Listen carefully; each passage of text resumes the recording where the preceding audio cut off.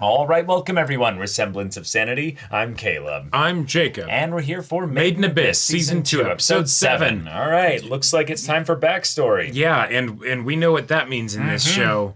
Pain.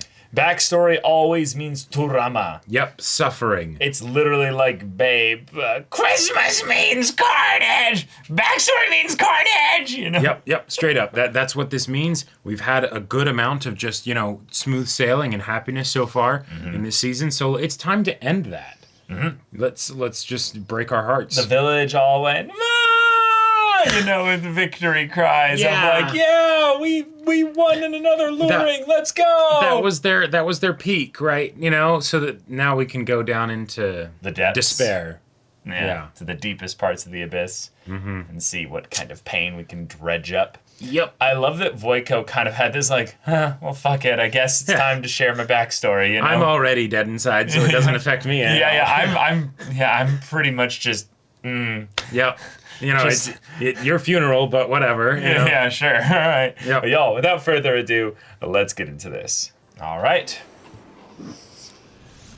Prequel crew. Woo.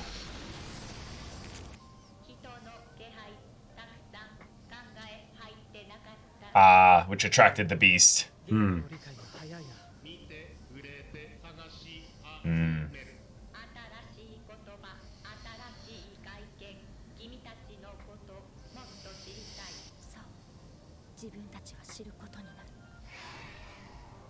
Oh.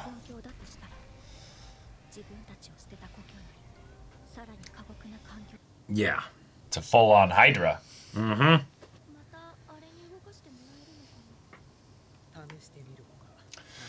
Oh, shit. Yeah. Yeah. Damn. Oh my god.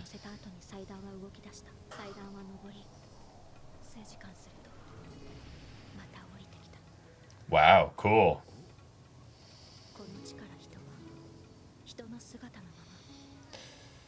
But oh, they had people in there. They didn't know. Oh, fuck. Yeah. Yeah.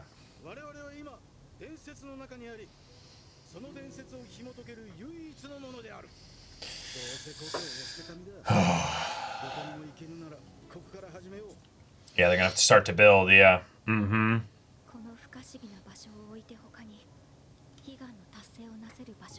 Oh, we're gonna start to recognize these people individually.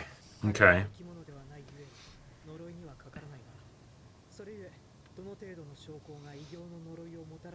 Right.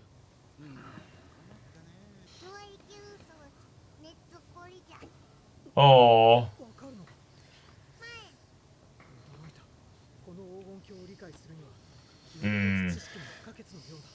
The thing of greatest value and... No pressure. Shit.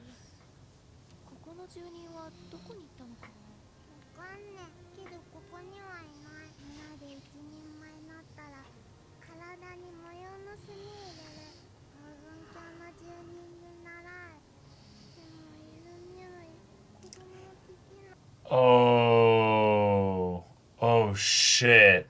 Oh, fuck, okay. Well, so it begins.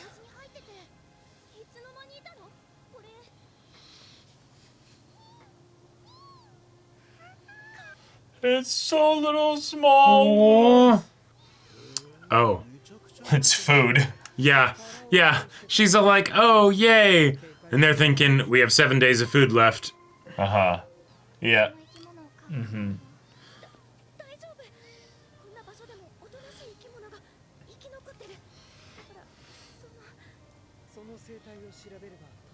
Yeah, there you go, Belov. Yeah. Sure. Yeah. Right.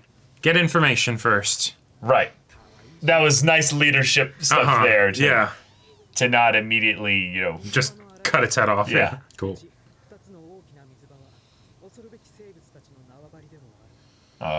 Okay. They probably drink from it, too. Yeah.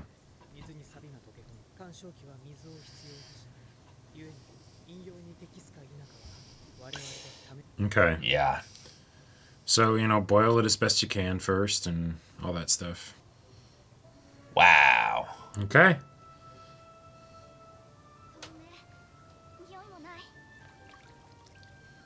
Ah, yeah. Yeah. Right. You're not stupid. Oh, good. Okay. They tested it. They boiled it. Yep. That's good. You've got Alright. shelter. You got water. Yep. Oh no, is she sick?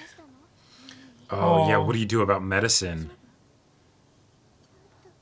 Oh, she's got a fever.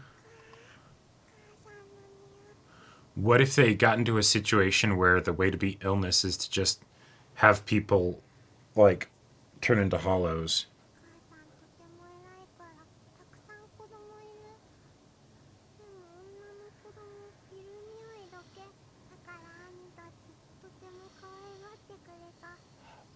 Oh.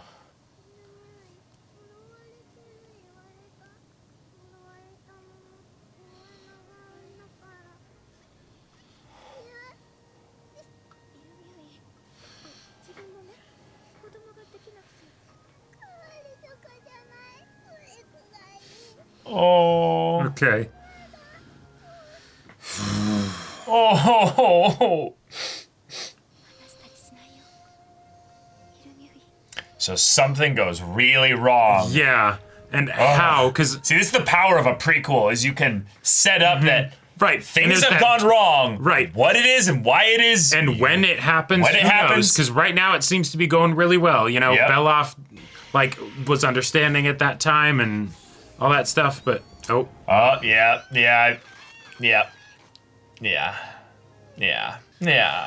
That was, yeah. yeah. Oh! And so she's worn that ever since? Oh! Okay. So she's holding on to family, and they all just keep leaving her. Reg, Voiko. Yeah. Yeah. Oh, shit. Oh, shit. Yeah, she's sick. Yeah. Mm-hmm. Oh no. Oh no. Oh, is she carrying something? Oh shit. Oh, no, it's the food that they ate. Yeah, it's probably some of the food, yeah. Oh my god, that's so fuck. gross. Shit. Oh, is this how they start transforming into hollows?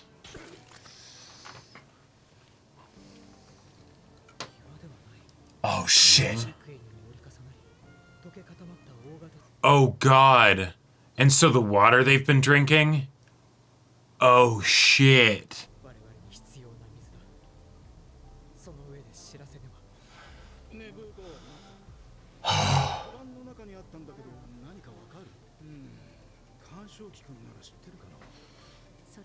Oh shit. Okay.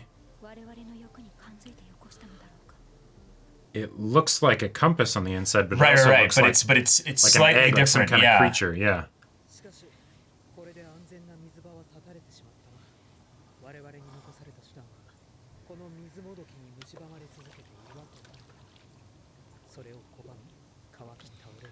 God.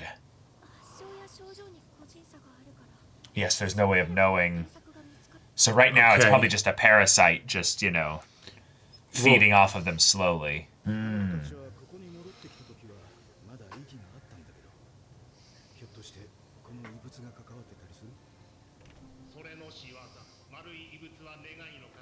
Whoa.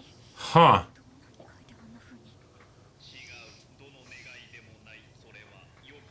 Oh, fuck.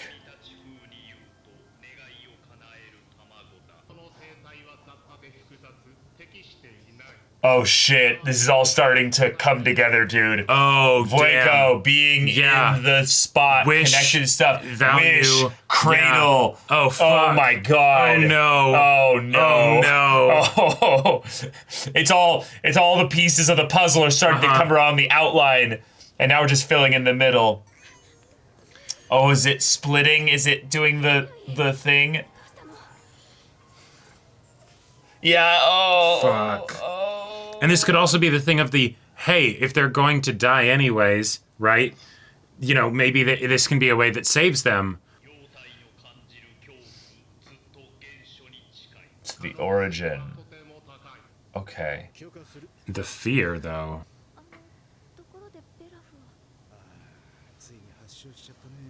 Oh shit, even yeah. Shit.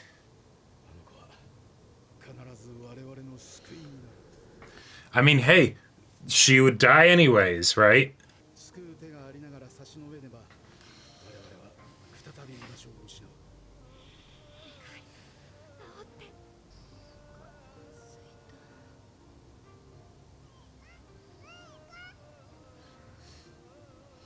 She's all better? Okay, so hand's still transformed, but...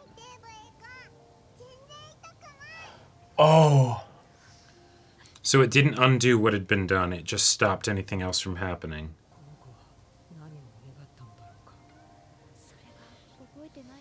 Oh no. She's changed her body to like not feel pain, to no longer have like suffering. Like there was the whole thing of how she couldn't have kids before. I think she's just been given a perfect body. So that's why she's like so high value. Right. And the thing is that if the wish was just used for that, they could have saved everybody, but instead. Oh no. Oh no. Oh no.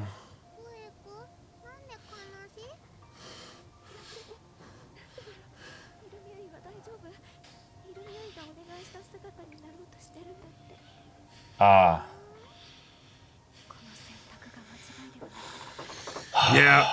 So then Voiko's punished for letting her make the wish when Voiko maybe could have made the wish, or someone Possibly, else. but... Fuck.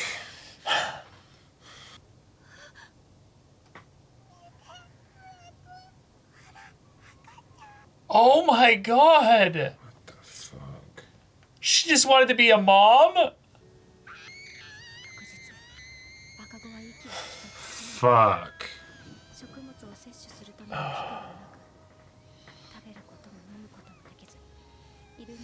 Oh, this is so fucked up.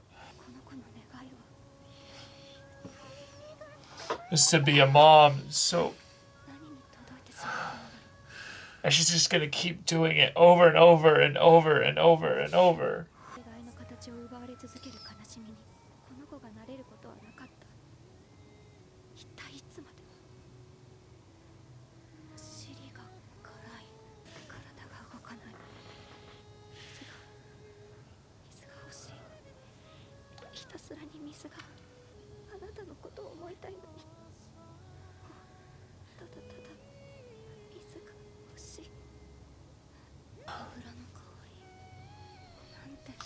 Oh, they're gonna eat her babies for like food or some shit. Oh fuck. Yeah.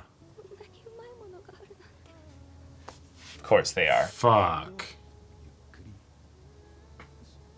It's an unlimited food source. Yeah. And watch, it's gonna heal them and stuff too. Yeah. Yeah, of course. How?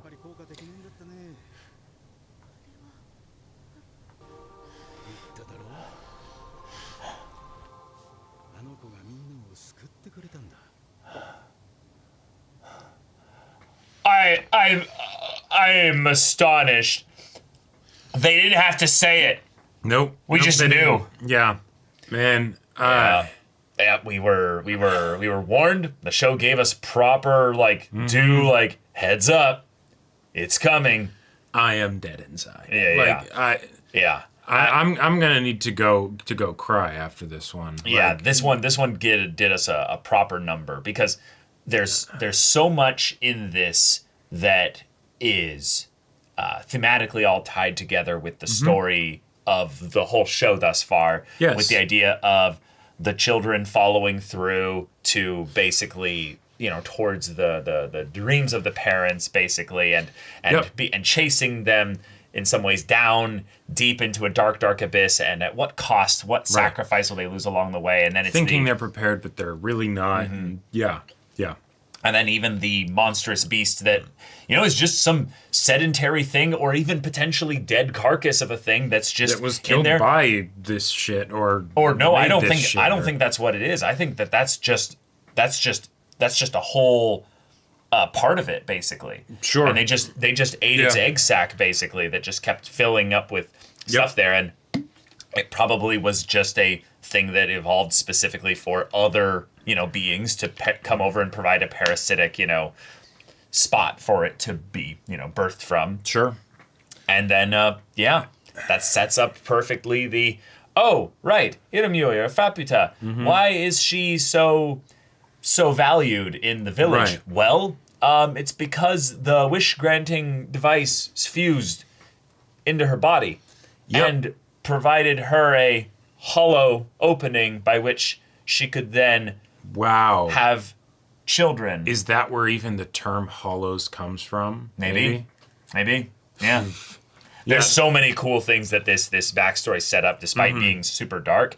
Because another thing, the element of relics, basically, and the interference units kind of being like, there are different types of devices like this, but they're all of sorts wish-granting devices. Right. Meaning that the shapes help you dictate and figure out what the device does. Right, exactly. Good to know. But the idea is that we now have a nice foundation for a soft magic system for the reason why any magic items or special relics even exist, is that they're all born out of the desire to give people who have reached their dreams or the bottom of the abyss and are like, we need a wish. We need something that's a miracle here. Yep. And they sit around, people die as they explore. They're just eternal pieces left there. And then it's the, no one can just cast Identify and see what kind of wish this thing grants. Nope. But it's the, if you maybe focus on it, if you give of yourself your own, essence or something like that, you can end up dictating what the wish ends up being. Yep. But, you need to be one of a pure mind or something like that. So an adult, you're going to be thinking about too many things. You can't do it. But a child... For that wow. Concentrated desire, right? That isn't impeded by logic or other like concerns of day-to-day life and things like that. It's focused. Yeah, it's focused. Yeah. It's overwhelmingly consuming the person in a way. And I love that because this is an indeterminate amount of time before any of just the shit we know in the main story going on is, so it could inform so many things going forward. But for one, the whole village itself is now starting to make a lot of sense because Voiko both kind of maybe fucked it up in a lot of ways, but also did, by setting this all up, did save everybody. Yeah, let's be real. This wasn't a fuck up. Right, the fuck up was not knowing that the water had eggs in it, but they can't really account for that. And then maybe Wazukyan being like, eat the children, but at the same time, if everyone's gonna die, I don't know, maybe well, that's the thing. We don't know what Wazukyan's ability is, except he can kind of see the future. And I think what it was that he got a vibe off of Irumyui that he's like, if they would give her the wish, it will work. And then once he sees the babies come forth, it clicks for him. He's like, there it is. Right. Yeah. And now theoretically, this doesn't necessarily lead into the like this doesn't connect to the future stuff. Because there could still be another backstory episode that we need to see. Well, there definitely is. It's the thing of why I was calling what Voiko was doing the fuck up is that they put. I'm gonna make it. All their eggs in one basket. Yeah. Yeah. Is that what you were gonna say? I was literally gonna say that. Yeah. But where is Faputa or Irumyui now? Not with the village. Why? Voiko probably got her out of this whole mess so she wouldn't suffer anymore as they ate her children over and over again, right? And then they punished Voiko for that of, why would you take our unlimited food source away? Right. Why would you do that? Well, and one of the things I'm kind of curious about, given that the water seems to be transforming the people to a state, or it the children from the to relic stone and stuff. Yeah, transforming them to stone. But then the relic seemed to be the children that Irumyuui was birthing seemed to be vaguely hollow-ish. Well, they were very similar to the pet that she had. I think it was that she wanted the feeling of being a mother. Right. The little animal gave her that feeling, right? You're my little baby. Yeah, exactly. So it's I'm not literally wanting them to be my children, but that was mixed into the desire to be a mom. So it's they end up looking like this, but also by that extension, her children can't look like that. So she ended up fucking up their biology by the wish, and they just can't live more than a little bit of time. Yeah. But there's a part of me that wonders if the way that they all end up turning into hollows is by eating the children over and over again. Because if eating the flesh of the children was enough to change their bodies to the point where they were able to be, healed or whatever, the eggs inside them were killed and ejected. Their bodies are transforming, probably. Their bodies are transforming in some way. Yes. So if this is something that continues, I could see that being something where this is how they all turn into hollows. Yeah, over the course of whatever the period of time is, that's probably very long, they attain some level of immortality through like some kind of holification, if you will. But Boiko does not.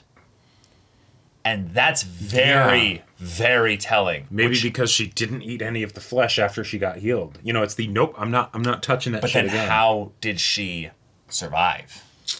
It's a good question. And that's the thing, is I think that we still need to know what is the state exactly that they put Voiko in by her being there, or that she chose to go into that spot, basically. In the village. We'll definitely need to see the story bits for that. One of the things that I was kind of curious about, because I don't know too much about the actual details of like boiling water. Like oftentimes when I think about boiling water, it's just you boil the water so that anything in it is killed, right?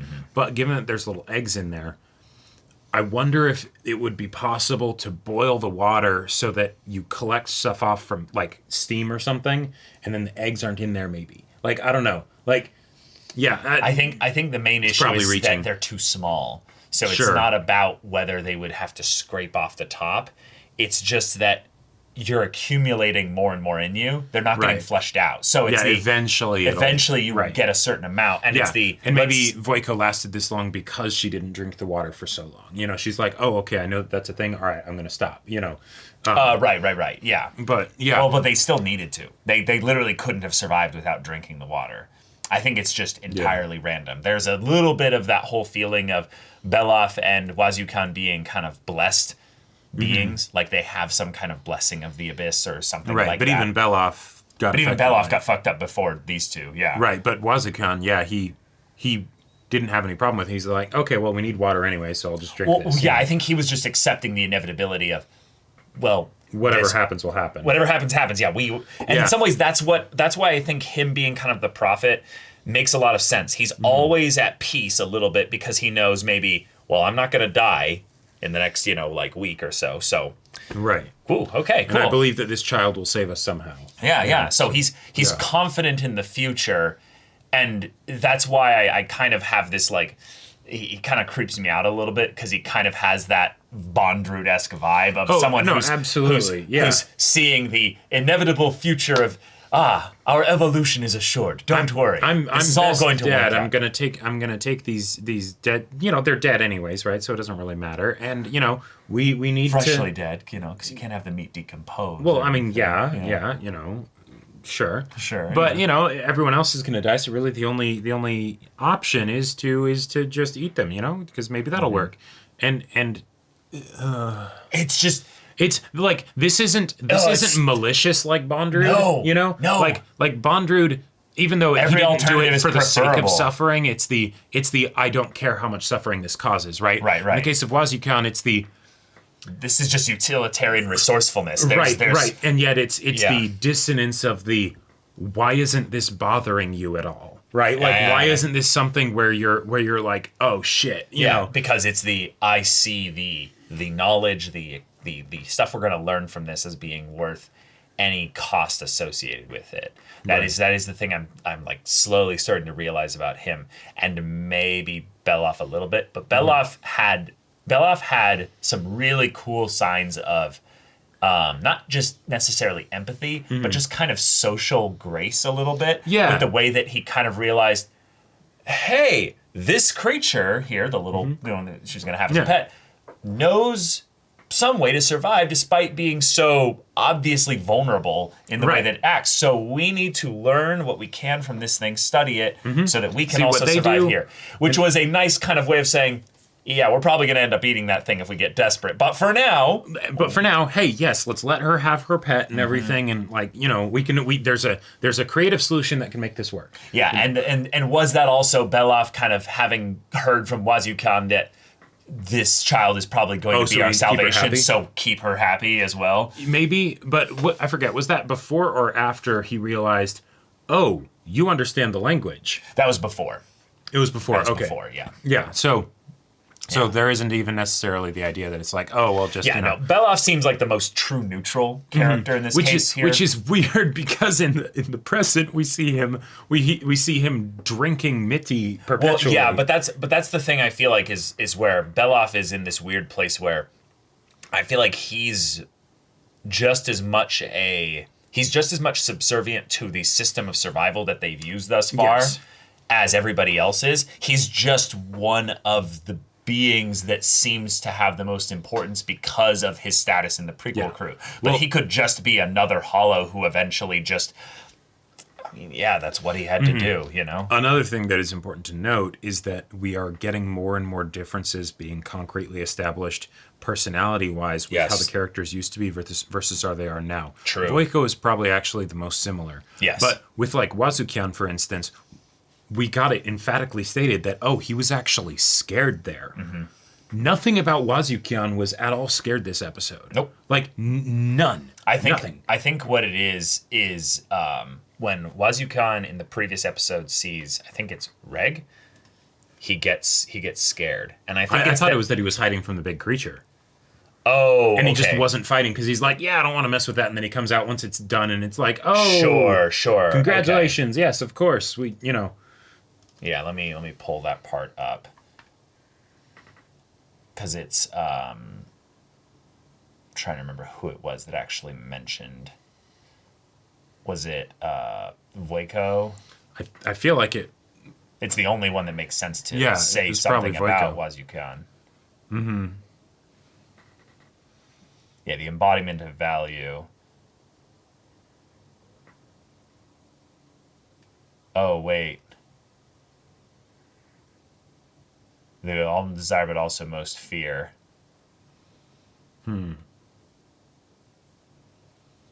Okay. Yeah. So. Yeah. Right. Yeah, he must be that thing you talk about, a true resident of the Golden City. Hey, Inomu, did you see it? The way Wazukan's face looked? He can still get that scared, huh? Because he's looking at Reg and Rico there. Ah, gotcha. Yes. Yeah, he's not looking at the creature. This is well after the creature's been killed. Right. Yes. Okay. And I think it's that there are no interference units in the village. And the one interference unit we know of is on Faputa's side. That's true. So something happened where the schism didn't just involve Iramui / Faputa, but also the interference units being like, no, we're siding with the special blessed child, you know, the true Hollow, the queen of the. But also, if Reg, of course she's the queen. Oh god, they were. Yep. She's a queen. Who are her subjects if she's outcast? She's the queen or princess.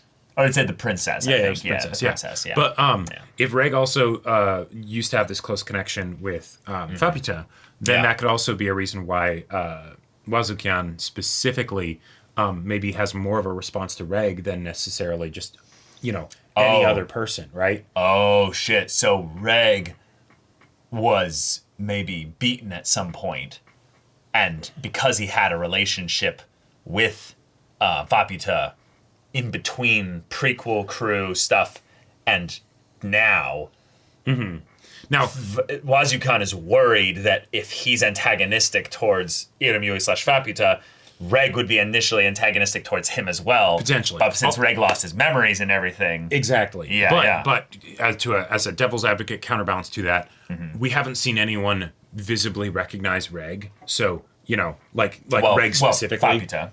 Yeah, other than Faputa, right. So, but within the village. So that might not be a thing. That's just something I thought of. That's another thing, though.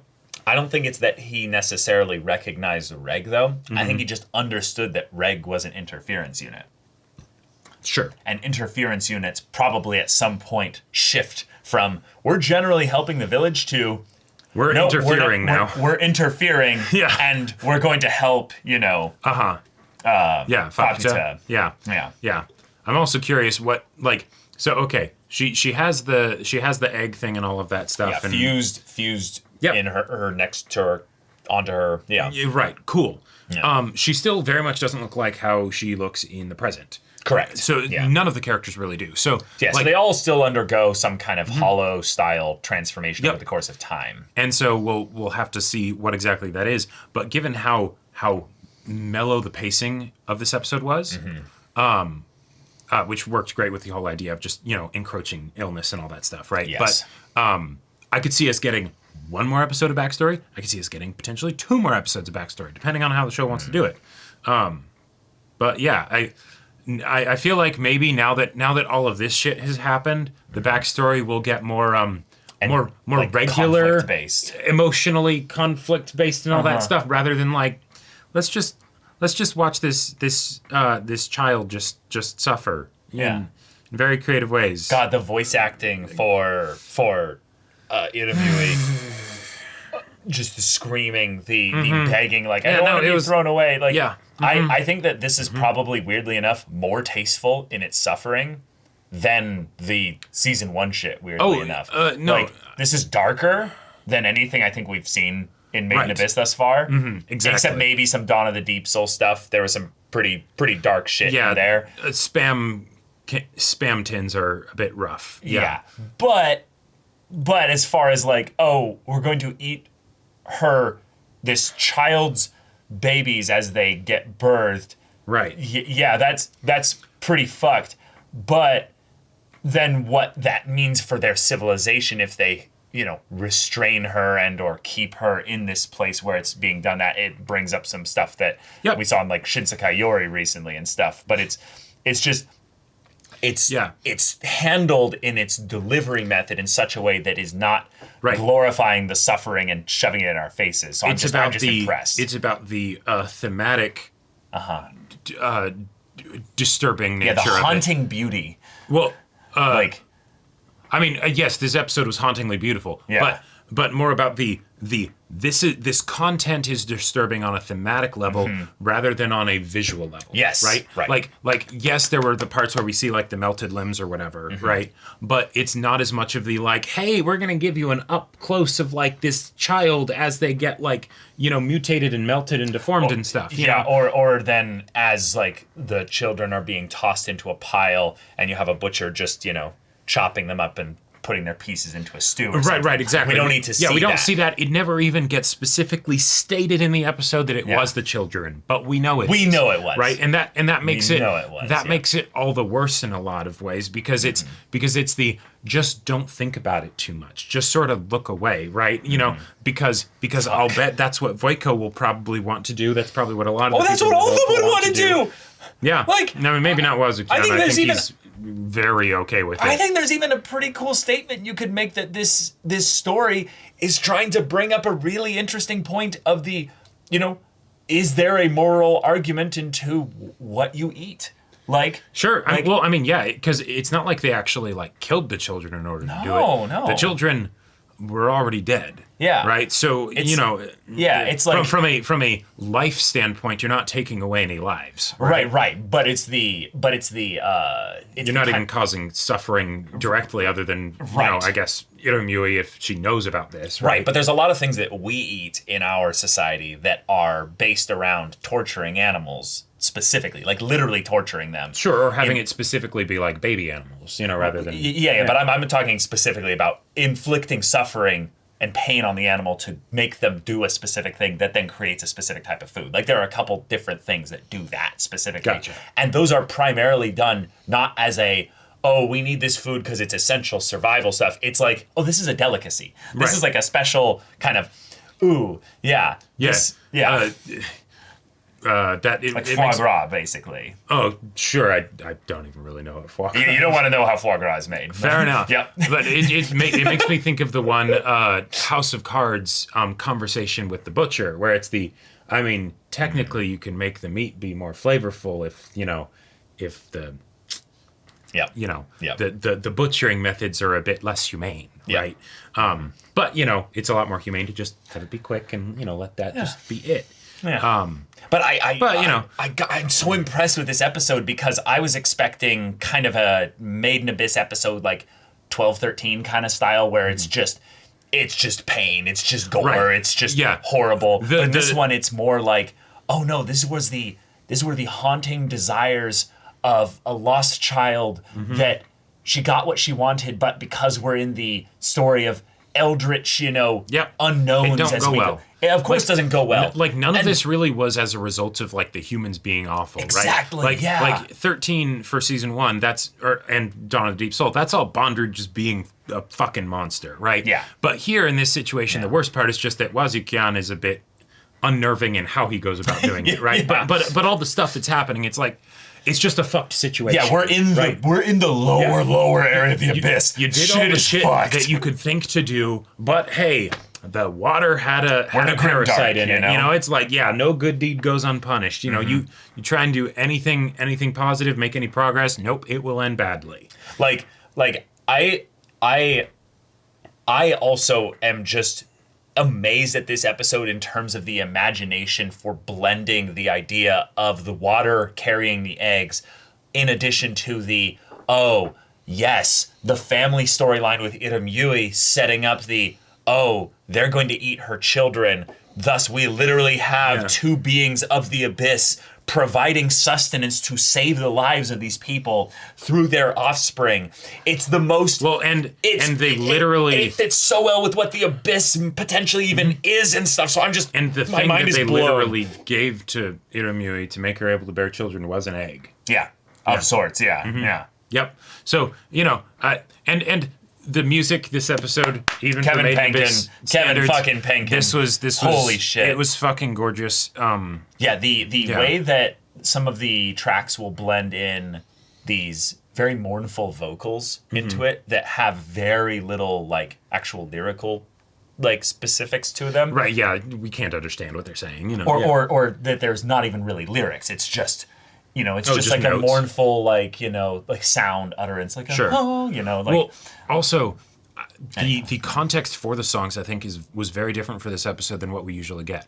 When I think of like favorite Made in Abyss like music moments, it's like the main theme. The main theme. Some beautiful view or something like that, or something truly like visibly awful happening where it's just throes of despair. But a lot of this was in the like, we're sick and lying, in our own muck, right? Yeah. And we need hope, like desperately. Exactly, right. And that I feel like was able to get at emotions and tones and things that have not really been able to be explored in the same way up until now. So yeah, they were touched upon lightly. I feel like my favorite part that was similar to this is the stuff where we go back to look at Liza in the past as she's like hopeful about the future, about her daughter, about just like little talks with like, Ozen, those kinds of moments where it's the, oh, yeah, this world, is very, yes, I can just say it, and then this world is cruel, but also very beautiful. Yeah, exactly. Yeah. And Made in Abyss just is a perfect exemplification of that. Yes. In these very, very haunting, terrifying stories that they'll tell. And yet we know that in a lot of ways this is all a path that's been laid out by maybe even the wish of someone that made it all the way down so that their daughter could continue beyond them. Who's to say? You're saying that she had a genuine wish that her daughter would join her? Well, if Like- you actually want to go into some weird territory here, Because the abyss does seem to like draw people towards it. No, and everything, you know? no. See. Here's the thing. Liza saved Rico by putting her in a relic that then Send her carried back her up. to the top, right? Hence made in abyss. Yes. And then Reg as well. Is, Yeah. made in Abyss. But what And if in a sense, Nanachi too. Well, yeah, but what if by doing that, we now have finally met our second Rico in Faputa? Second Rico. Yes. So Rico was essentially born through the fusion of okay. a relic, right? All right. Yeah. Faputa has been reborn through the fusion of a relic. Sure. Relics, according to the interference units, they don't know the details as to what they're all going to do and stuff, but they just call them a wish granting device. Now that might be the round one. Yeah, but still, the point here is not that there's like some like hard and fast like they can define what is a round one versus like that one specifically there. No, but the reason I bring that up is because the one that Rico was placed in was specifically a cube. Yeah. Yes, absolutely. And then inside that was a sphere. my point is that we're introducing these squares form a circle. No. But let me go with this here. Is the idea that when you're designing a fantasy world like this, you have to come to a point where you stop explaining everything. Absolutely. And this is the perfect way to basically just say, hey, relics in general are wish-granting devices. Some of them are very specific types of wishes where it's limited power and they only do this. But that's what all magic items are. Is I want to be able to find my friends. The Illuminator, pew, pops the thing up. It's okay. So it's a soft way to describe how all this stuff works. This one is probably a true wish, where it's the you decide what the wish is. Yeah, exactly. It's not just a tool that lets you do something. Right. It's a what do you want? Right, and given that interference units are now more common as we get deeper into the abyss, because they're like probably the OG, members of like some ancient civilization at the bottom there, or what have you. All that to say. Relics with people that are either born or reborn have some element of the abyss or the wish granting magic that is connected to all this stuff, carrying them forward basically to whatever their dream is, to whatever that is. And Rico has conveniently, luckily, made it through all this shit. She's the main character, obviously. But I love when the story potentially hints at there was a mechanic, there was an ingrained aspect of the world that was carrying the main character forward all this time. And now with Faputa being brought up in this way, I just see a connection there. Gotcha. Yeah. No, I definitely see this as being something that is setting up the explanation to whatever level of depth and detail the story decides to take it with regards to the abyss and how it works and everything, because we have never gotten mechanics before of relics as a general principle rather than like this specific relic does this specific thing. That was entirely my point. Exactly. Is that by the interference unit speaking in such a general manner, they have basically cracked an answer into something that we've been, for the most part, wondering, why the fuck does a relic have a specific tool? Is there a relic maker at the bottom? That doesn't make any sense, Like, there's probably some kind of ancient history of a whole bunch of civilizations that have made them over the course of time, but what's the original... We know that people can get turned into white whistles, so, Yes, that also is something that's very clearly part of the mechanics of the Abyss as well. Which, and we know that the white whistles do have some form of sentience.